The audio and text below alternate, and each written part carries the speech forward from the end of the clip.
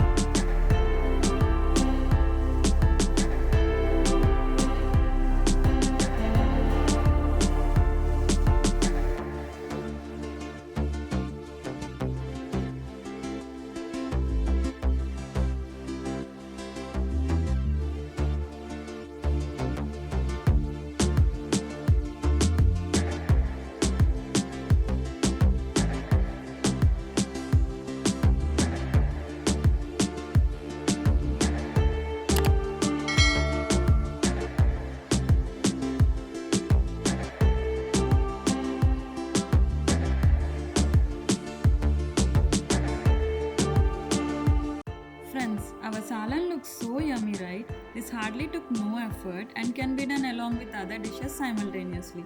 I'm sure you'll find this recipe very easy to make and never skip making this salan whenever you're planning for biryani or roti, etc. If you like our videos, please don't forget to like and share it with your family and friends. Thank you. Bye.